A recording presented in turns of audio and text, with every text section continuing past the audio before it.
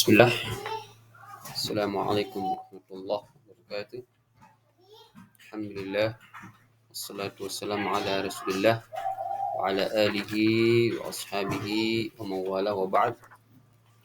Alhamdulillah, kita bersyukur kepada Allah Subhanahu wa taala atas segala limpahan nikmat dan karunia yang Allah Subhanahu wa taala berikan kepada kita. Selawat dan salam selalu tercurahkan kepada baginda kita Nabi Muhammad SAW. Pada kesempatan yang berbahagia ini, insya Allah saya akan membahas tentang Islamic worldview. Islamic worldview atau cara pandang Islam terhadap dunia ini. Ini perlu kita pelajari karena banyak sekali di dunia ini yang dimana cara pandangnya jauh dari tuntutan agama Islam, dari dunia pendidikan, perekonomian, dan seterusnya.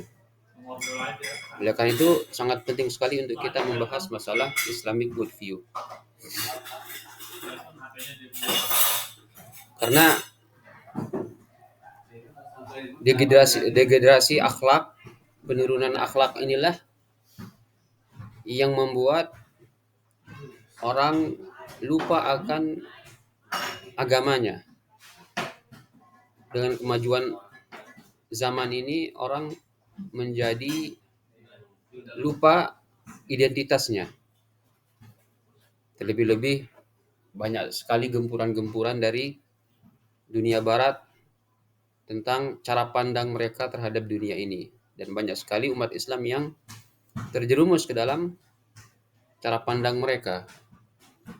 Terlebih-lebih yang terjerumus adalah kaum intelektual. Oleh karena itu, belajar Islamic worldview ini untuk mengembalikan kita kepada fitrah kita sebagai manusia. Untuk apa kita diciptakan? Tujuan kita apa setelah di dunia ini? Itu merupakan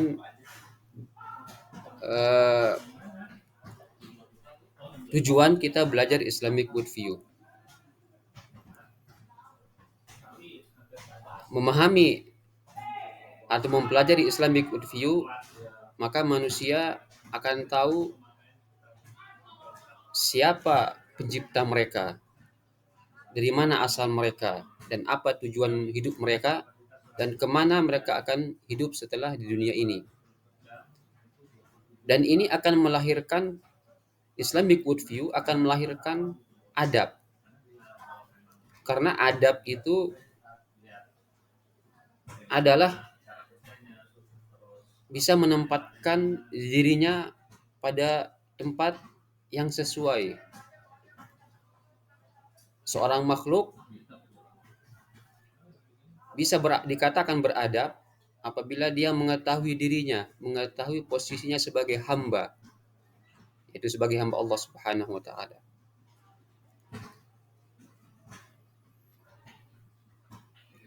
Mempelajari Islamic worldview, kita belum bisa membedakan antara kebenaran dan kebatilan. Kita bisa menimbang-nimbang apakah ini sesuai dengan ajaran Islam ataukah tidak.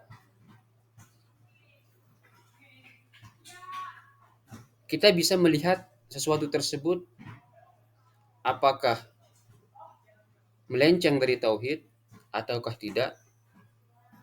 Ini kita bisa melihatnya dari kacamata pelajaran Islamic worldview. Mempelajari Islamic worldview membentuk cara berpikir kita, yaitu berpikir secara Islami, ditimbang menurut Al-Quran dan Sunnah.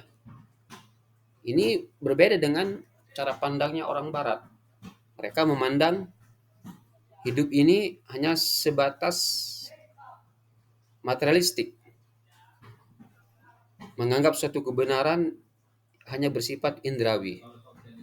Tapi kalau umat Islam, pandangan Islam memandang sesuatu tersebut harus berdasarkan wahyu, berdasarkan nas atau berdasarkan Al-Quran atau Sunnah. Terlebih-lebih dalam hal kebenaran.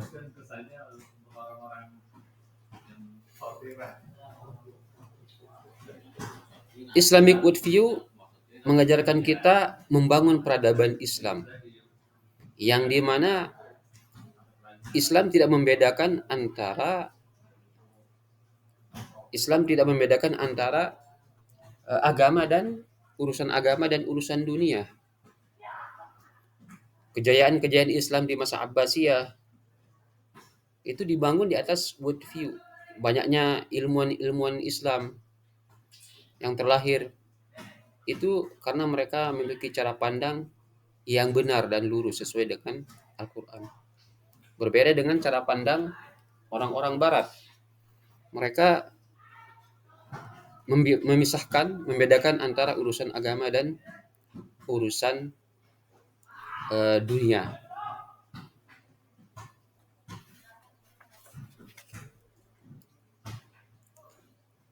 Para pendengar sekalian yang dirahmati Allah Subhanahu wa taala,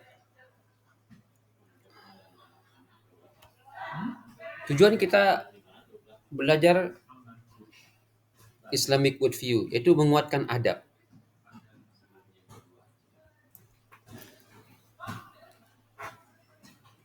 Dalam pandangan Islam, adab adalah fondasi ilmu dan peradaban.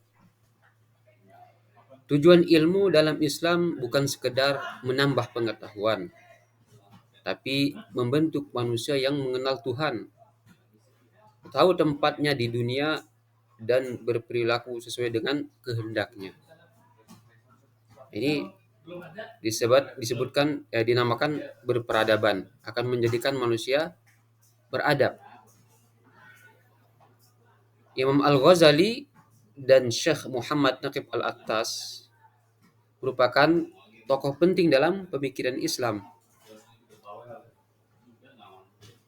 Beliau menjelaskan tujuan pendidikan Islam adalah untuk melahirkan insan yang baik, insan yang adabi, bukan sekedar manusia cerdas.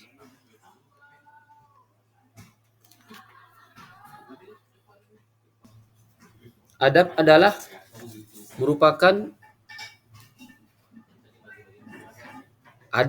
buah dari pemahaman worldview Islam yang benar. Tanpa adab, ilmu akan menjadi liar dan bisa merusak. Maka dengan mempelajari Islamic worldview, kita tidak hanya tahu apa yang benar, tapi juga bagaimana bersikap dengan benar. Kita tidak hanya menjadi orang berilmu, tapi juga menjadi manusia yang beradab dan bijaksana. Ilmu tanpa adab adalah racun. Adab tanpa ilmu adalah lemah. Tapi jika keduanya bersatu, lahirlah manusia paripurna dalam Islam. Ini yang dikatakan oleh Said Naqib Al-Attas.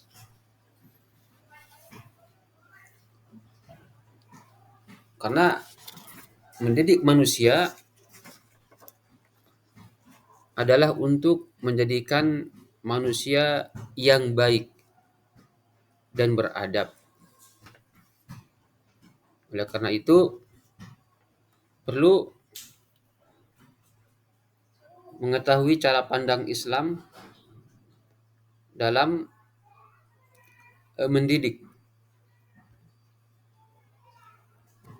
Kemudian di antara tujuan kita belajar Islamic worldview adalah memperbaiki metodologi studi Islam.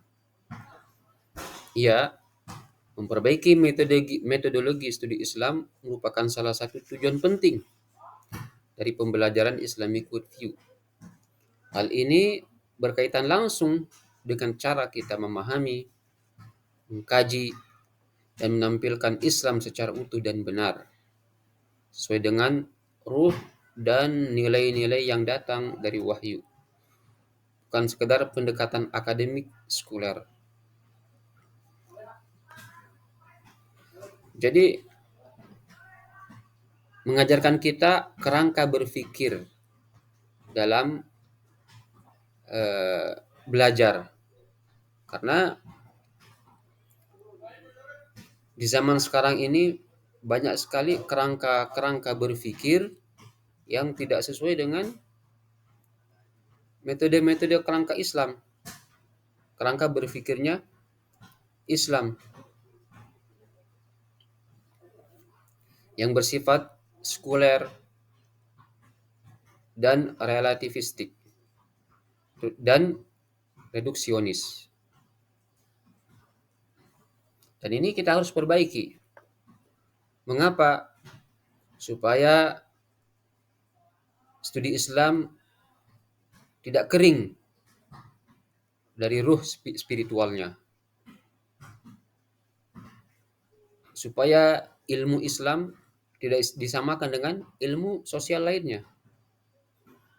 Padahal mempelajari ilmu-ilmu Islam merupakan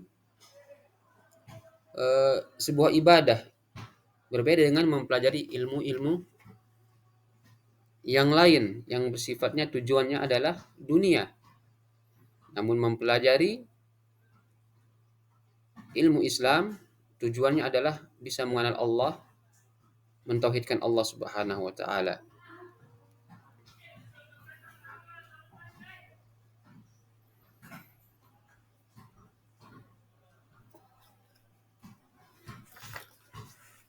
Misalkan contoh, khairukum man ta'allamal Qur'an wa 'allamahu. Sebaik-baik kalian adalah orang yang belajar Quran dan mengamalkannya.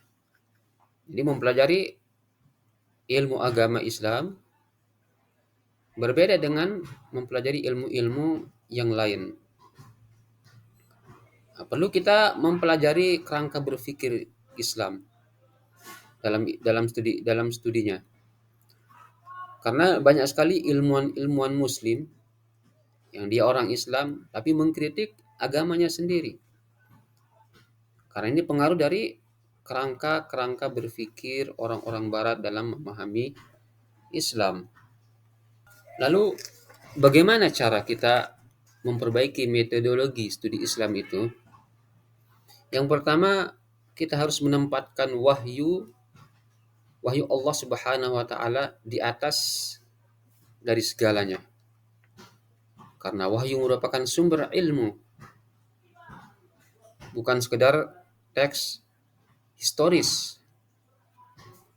Wahyu merupakan dasar dalam membangun pandangan hidup, bukan sebagai tambahan. Jadi wahyu harus kita utamakan daripada kerangka teori berpikir orang-orang Barat, yang dimana hanya mereka mengedepankan materialistik saja. Kemudian menekankan tauhid sebagai asas ilmu. Setiap cabang ilmu Islam harus dibangun atas dasar tauhid untuk menyatukan antara akal dan wahyu, dunia dan akhirat, ilmu dan amal. Ini untuk mencegah dualisme dalam beragama, dualisme dalam berpikir. Kemudian mengutamakan adab dalam mencari ilmu. Islamic worldview menekankan bahwa ilmu harus dituntut dengan niat yang benar untuk mendekatkan diri kepada Allah. Harus ada adab kepada ilmu, guru, dan objek studi. Ilmu bukan untuk didebat, untuk perdebatan, atau untuk ambisi dunia. Metodologi yang Islami harus melahirkan insan yang beradab, bukan sekedar cendekiawan teknokrat. Kemudian memadukan tradisi klasik dengan konteks modern. Islamic worldview tidak menolak perkembangan zaman, tapi mengajak untuk mengintegrasikan khazanah klasik dengan tantangan kontemporer tanpa kehilangan nilai-nilai Islamnya, ruh, tauhid, dan syariahnya. Ini membuat studi Islam relevan dan membumi, tapi tetap terikat pada nilai-nilai ilahiyah. Kemudian harus menghindari sekularisasi ilmu. Islamic worldview menjaga agar Islam itu atau ilmu Islam tidak dipisahkan dari nilai spiritual. Tidak dijadikan alat untuk memutarbalikkan agama. Tidak tunduk kepada standar objektivitas barat yang netral terhadap kebenaran wahyu. Jadi Islamic worldview membenahi dan membimbing metodologi studi Islam agar berdiri di atas pondasi wahyu dan tauhid, tidak terseret oleh metode sekuler yang merusak makna agama, melahirkan sarjana muslim yang tidak hanya cerdas secara intelektual, tapi juga benar secara akidah dan adab. Tanpa worldview Islam, studi Islam bisa kehilangan ruhnya, menjadi kosong dan bahkan membingungkan umat. Selanjutnya, di antara tujuan kita mempelajari Islamic worldview yaitu menghilangkan fanatisme. Bukan berarti menghilangkan fanatisme yang bersifat menghilangkan orang lain, sombong, merasa benar sendiri.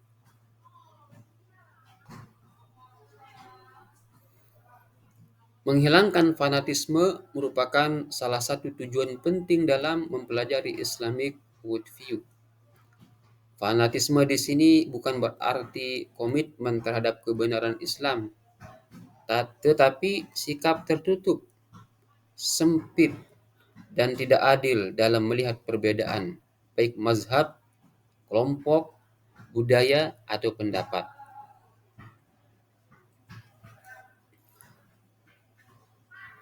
Apa itu fanatisme dalam konteks studi Islam?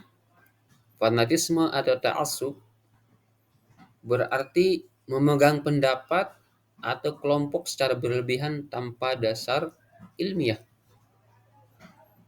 Menolak kebenaran dari pihak lain hanya karena berbeda. Menganggap mazhab atau golongan sendiri pasti benar, yang lain pasti sesat. Ini sering menyebabkan perpecahan, permusuhan antar muslim, dan ketertutupan terhadap dialog ilmiah. Lalu, bagaimana Islamic worldview menghilangkan fanatisme?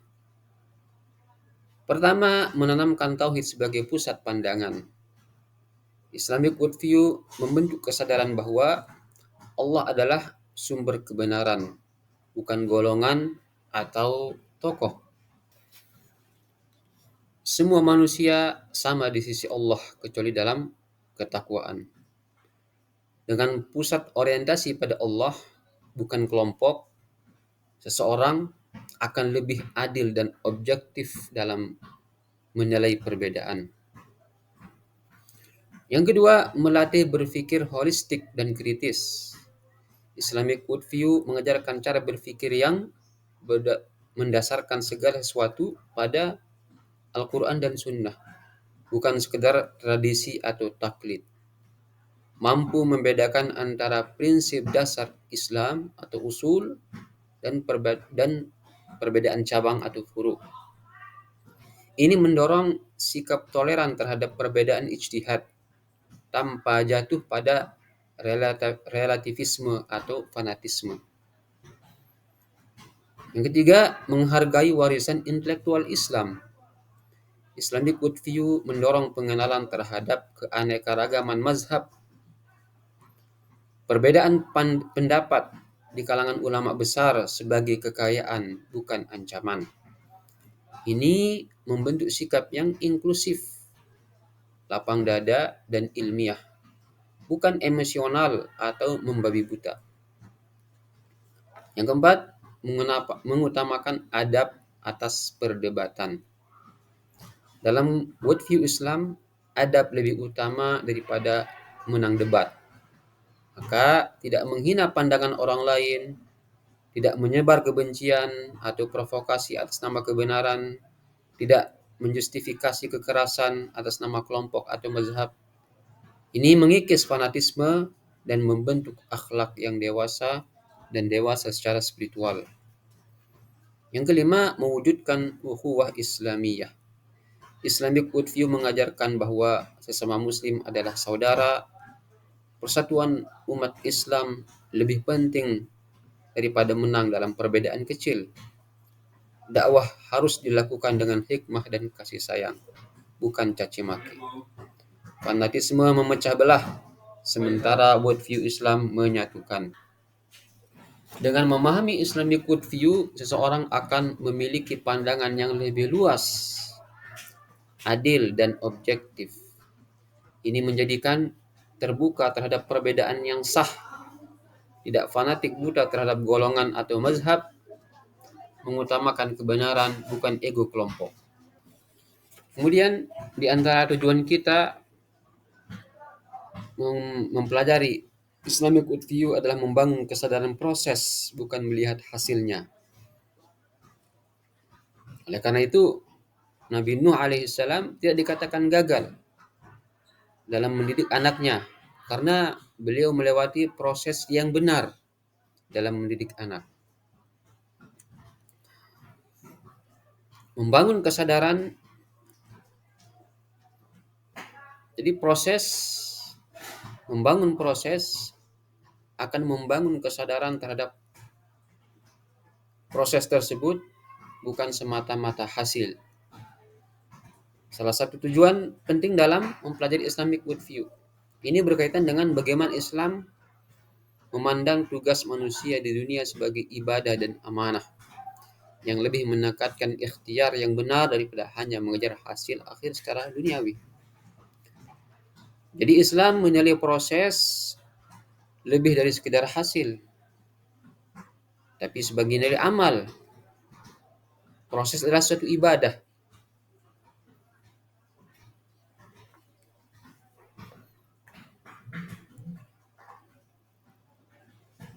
Menghargai proses akan menghindari sikap instan dan materialistik.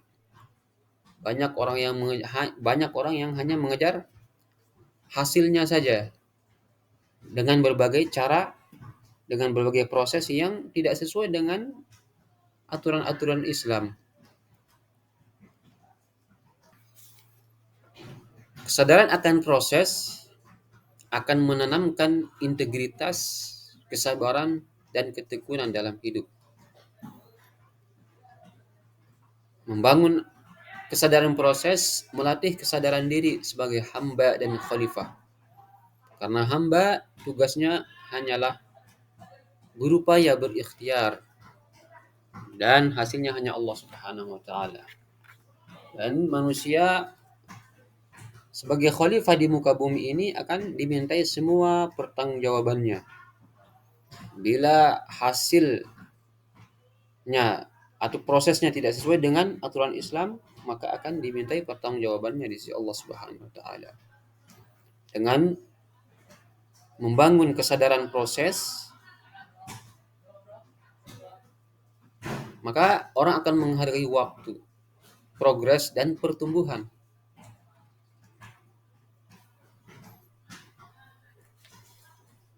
Itulah kenapa dalam pendidikan harus dilihat prosesnya, bukan hasilnya. Orang dikatakan berhasil apabila prosesnya sesuai dengan aturan-aturan Islam.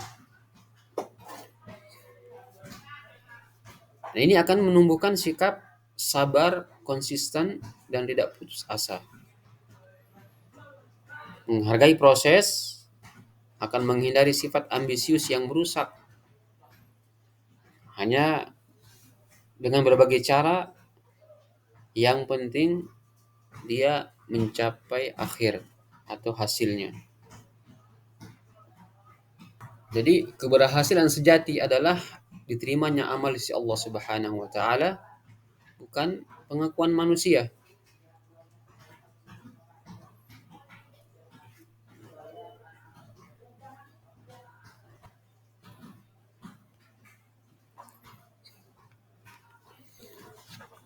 Kemudian, apakah dalam Islam tersebut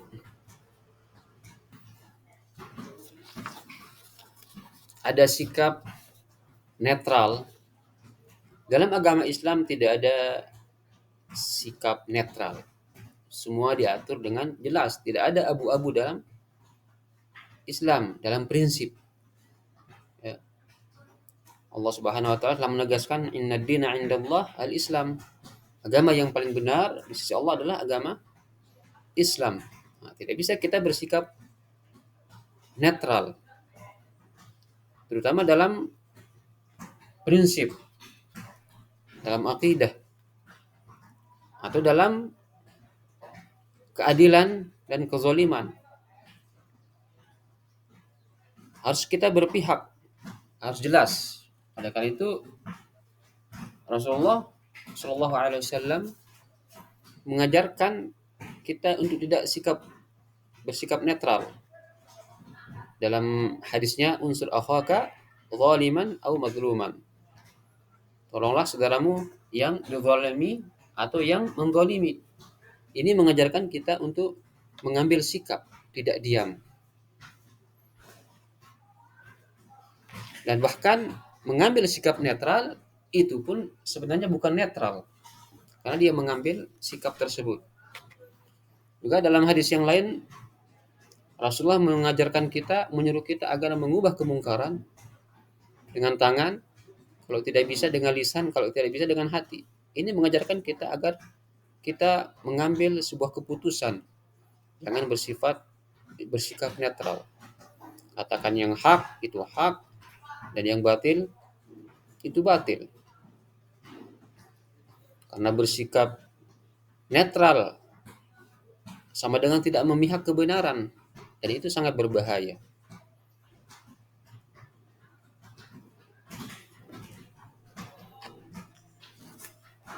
Karena mengambil sikap netral itu tidak mengajarkan kita tanggung jawab, lari dari tanggung jawab.